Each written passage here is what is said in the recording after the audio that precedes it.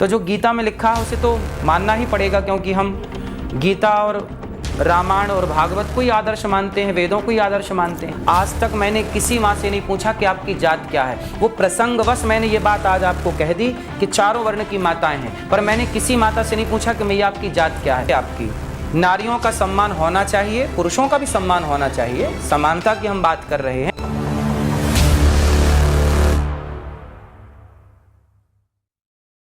इसको आप जब कह रहे हैं चोर कभी चोर नहीं मानता अपने आप को, कौन ऐसा है जो कहेगा कि मैं चरित्रवान नहीं हूँ? विला के ऊपर आ तो गए टेस्ट ड्राइव वाले लोग, समझ लो कि बस यही लोगों को बोला गया था, इन्हीं लोगों के लिए था, मेरी शब्द बातें इन्हीं के लिए थी जो टेस्ट ड्राइव वाले लोग थे। वो बिलबिला के ऊपर आ गए, समाज ने देख लिया अच्छा ये लोग। तो अनिरुद्धाचार्य जी के लिए कह रहे थे, हम प्रेमानंद जी के लिए नहीं कह रहे थे। तो क्या शब्दों का चयन बेहतर हो सकता है चीजें कहते हुए? जो अनिरुद्धाचार्य जी के लिए कह रहे थे, प्रेमानंद जी पूज्य प्रेमानंद जी के लिए नहीं कह रहे थे, वो बताइए वो सही कह रहे थे? वो खुद सही हैं? यदि सही होते तो बुराई क्यों लगती? आज वो है, हमारे संत वो हैं जो स्त्री को देवी कहते हैं। आप भी मानेंगे देवी कहते हैं। आप भी मानती हैं क्या कि है तो ये दवाई? हाँ। शायद डोज इनको कम ज्यादा है। क्या दवाई है? ठीक कहते हैं, दवाई है, लेकिन थेरेपी नहीं करने की जरूरत थी ना। आप ये बताइए, अगर आप, हमारा समाज हर स्त्री को देवी कहता है, चाहे वो गलत स्त्री भी हो। शूर्पणखा को भी ये राक्षसी कहते थे, लेकिन देवी, श्री राम ने उसे देवी का उपाधि दी कि देवी शूर्पणखा आई और उन्होंने मेरे आगे ये विवाह का प्रस्ताव रखा। तो आप बताइए, आप अभी बोल रहे हैं आप वैश्य को वैश्य कहेंगे, या किसी स्त्री की भावना को ठेस पहुंचाने के लिए जो आपसे शब्द गलत निकल गए, उसके लिए आपको लगता नहीं कि गलत शब्द थे? हाँ, मैंने ये गलती करी, मुझे ये शब्द नहीं यूज करने चाहिए थे, देवी है, बस ये बताइए। देखो, शब्द यदि मीठे होते तो मीठे शब्द वो अटैक ही नहीं करते, वो प्रभावित ही नहीं करते। मीठे शब्द पूज्य प्रेमानंद जी ने मीठे शब्द बोले, लोगों ने उनका भी विरोध किया।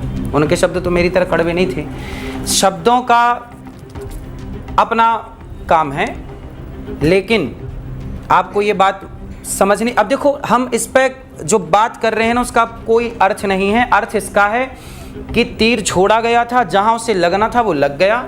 अब इस पर क्यों डिस्कस हो रहा है कि छोड़ा ही क्यों गया? जहां लगना था वो सारे लोग बिलबिला के ऊपर आ गए और समाज ने समझ लिया कि अच्छा ये तबका है, इसको बुरा लगा है। आप जैसी बहनों को कोई बुराई नहीं लगी, आपको कोई ऐतराज नहीं उन बातों से।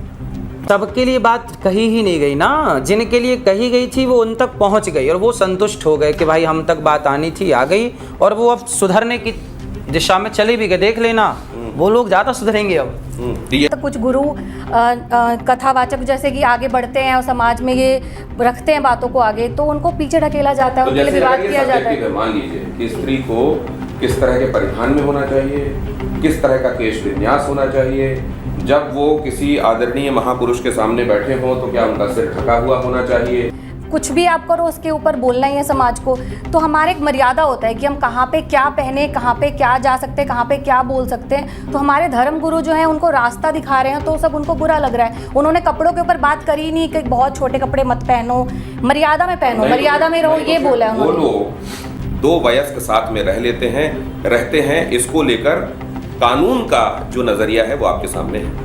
शास्त्रोक्त क्या है वो आपने बताया। मैं बस यही चाहता हूं कि जब आपको लगे कि मुझे लिव इन में रह लेना चाहिए, उसी समय आप जिसके संग लिव इन में रहना चाहते हैं, जो लड़का हो या जो लड़की, क्यों ना उससे विवाह कर लिया जाए और विवाह करके उसके संग जिंदगी गुजारी जाए। ये आप जो कह रहे हैं ना, हाँ, ये तार्किक रूप से किसी भी घर में बैठा हुआ कोई भी व्यक्ति सुनेगा, कहेगा महाराज जी ठीक कह रहे हैं। राम ही धर्म है, तो राम के आदर्श पर चलने वाला भारत यदि आज उसे संविधान आदेश कर भी देता, आज मुझे संविधान आदेश कर रहा है कि आप किसी अपनी पत्नी को छोड़ के दूसरी स्त्री के संग आप रह लीजिए, मैं क्यों रहूं? क्योंकि मुझे संविधान से ज़्यादा भरोसा धर्म पर है, क्योंकि संविधान तो केवल जीते जी का है साहब, धर्म तो मरने के बाद भी मेरा पीछा नहीं छोड़ेगा। बिल्कुल सही बात है। इसलिए हम लोग लोक परलोक दोनों का देख के चल रहे हैं। हमारा धर्म बताता, संविधान को लागू हुए 1950 में संविधान लागू हुआ, 26 जनवरी 1950, शायद ये डेट सही होगी। इस तारीख को लागू हुआ। क्या इसके पहले इस धरती पे धर्म नहीं था क्या? व्यवस्थाएं नहीं थी क्या? शादी ब्याह नहीं था क्या? परंपराएं नहीं थी क्या? संस्कार नहीं थे क्या? कि जब से संविधान लागू हुआ तब से ही परंपराएं थी? नहीं, देखिए, शब्दों की गरिमा तो होनी चाहिए, क्योंकि हमारे संत से ही हमने सुना है, और मैं अनिरुद्धाचार्य जी को भी सुनती हूँ, प्रेमानंद जी को भी सुनती हूँ। लेकिन अभी जो आपने दवाई की बात करी, तो आपको भी ये पता होगा कि दवाई भी कब, कहाँ, कितनी मात्रा में किसको देनी चाहिए, ये भी हम लोगों को पता होना चाहिए। और ओवरडोज हो जाए तो उसके नुकसान भी हमें पता है। आज के परिप्रेक्ष्य में अगर आप ये कहते हैं किसी महिला को कि 4 जगह मुंह मारना, क्योंकि देखिए रिश्ते जो हैं वो बहुत कारण होते हैं टूटने के। सिर्फ ये नहीं होता है कि एक्स्ट्रा मैरिटल अफेयर है या आप 4 जगह आप लड़कों में इंटरेस्ट दिखा रहे हैं इसलिए आपके रिश्ते टूट जाते हैं। आपके मानसिक भी हो सकते हैं, भावनात्मक भी हो सकते हैं। कई महिलाएं ऐसी हैं जो घरों के अंदर पिस रही हैं, अपने कुंठा में जी रही हैं, क्योंकि उनके जो पति हैं उनको सम्मान नहीं देते हैं, शराब पीते हैं, मारते हैं, पीटते हैं। दहेज प्रताड़ना हमारे देश के अंदर है, भ्रूण हत्या। हम कहाँ से, मतलब एक लंबा रास्ता हमने तय किया है महिलाओं को सशक्त करने के लिए।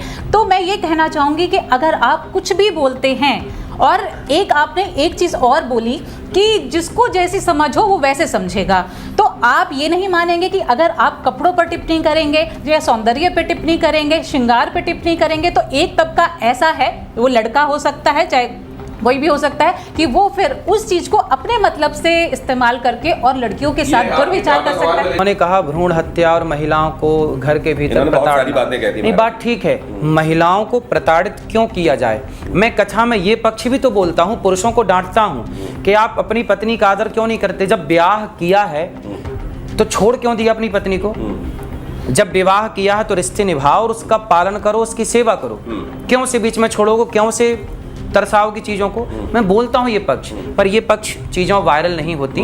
देखो, हम तो केवल अपना, हम आपसे भी संवाद कर रहे हैं जी। आप यदि ये टीवी पे चलाएंगे तो अपने आप इनमें से कुछ निकल के अपने आप वायरल हो जाएंगी। तो ये ना आप करेंगे ना मैं करूँगा। जैसे कि आप आते ही बोले ना, वो चीज़ें पहले किसी ने वायरल कर दी। नारियों का सम्मान होना चाहिए, पुरुषों का भी सम्मान होना चाहिए, समानता की हम बात कर रहे हैं। कड़वे शब्द किन के लिए बोले गए? हर महिला के लिए मैंने नहीं बोला, हर पुरुष के लिए मैंने नहीं बोला। मैंने जिनके लिए, चोर को चोर बोला जाएगा तो चोर को बुरा लगेगा, इसलिए हमने चोर को बस चोर कह दिया तो सारे चोर इकट्ठे हो गए। एक और चीज कह दी किसी को, आकी रही भावना जैसी, प्रभु मूरत देखी दिन तैसी।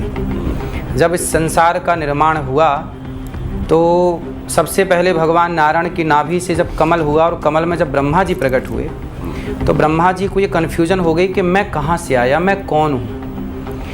तब ब्रह्मा जी ने उस कमल की नाल पर नीचे उतर करके हजारों साल विचरण किया, पर कोई अंत ना प्राप्त कर पाए, तो वापस आए। फिर पूछा कि हे ईश्वर, जिसने मुझे बनाया है वो मेरा मार्गदर्शन करे। तब ऊपर से एक आवाज़ आई, तप तप तप।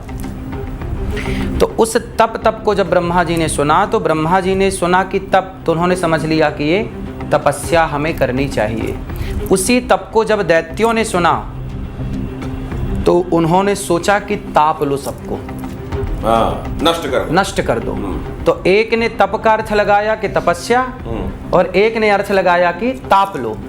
शब्द एक ही था, तप, लेकिन उसके 2 अर्थ निकल गए। तो जिसने जैसा अपने भीतर विकसित किया होगा बुद्धि के विकास को, वो आपके बातों को उसी तरह से लेगा। तो आप यदि मेरी बात को सही वे पे ले जाएंगे तो बात समाज सुधार के काम आ जाएगी, गलत वे पे ले जाएंगे तो वो झगड़ा खड़ा कर देगा।